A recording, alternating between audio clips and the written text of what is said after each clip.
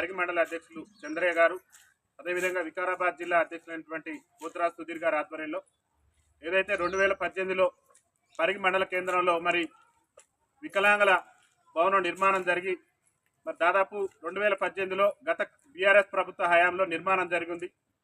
దీన్ని ఉన్నటువంటి ఏదైతే మా వికలాంగుల భవనం ఉన్నదో దీన్ని ప్రారంభోత్సవం చేయడానికి మరి అప్పుడు ఉన్నటువంటి పరిస్థితుల దృష్ట్యా అధికారులు కొంత చొరవ చూడకపోవడంతో మా వికలాంగుల భవనం అనేటటువంటిది నేటి వరకు కూడా ప్రారంభోత్సవానికి నోచుకోలేదు. మేమేం కోరుతున్నాం అంటే గౌరవ రాష్ట్ర తెలంగాణ ముఖ్యమంత్రి రేవంత్ రెడ్డి గారిని, అదేవిధంగా ఈ పరిగి ఎమ్మెల్యే గారిని కూడా మా భారత వికలాంగుల హక్కుల పరిరక్షణ సమితి రాష్ట్ర కమిటీ పక్షాన్ని మేము ఒకటే విజ్ఞప్తి చేస్తున్నాం.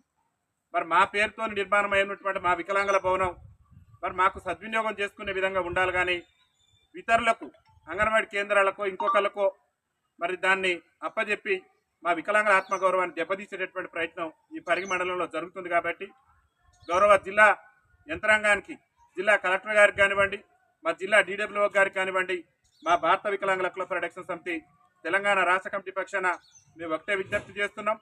పరిగిలో ఏదైతే 2018లో నిర్మాణం జరిగింది, మరి 2018లో నిర్మాణం జరిగినటువంటి వికలాంగుల భవనం నేటి వరకు కూడా మరి ఓపెనింగ్ నోచుకోలేదంటే వికలాంగుల సమాజం పట్ల అధికార యంత్రాంగం కొంత చిన్న చూపు ధోరణి ప్రదర్శిస్తుంది అనేది స్పష్టంగా అర్థమవుతుంది.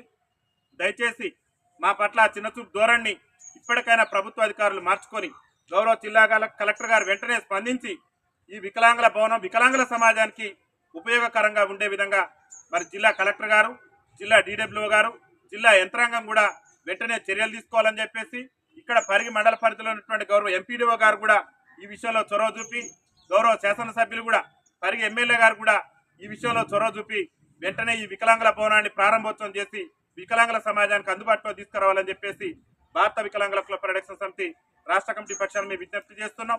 అతి త్వరలోనే ఎంత తొందరగా వీలైతే అంత తొందరగా మా భవనాన్ని ప్రారంభోత్సవం చేయాలి.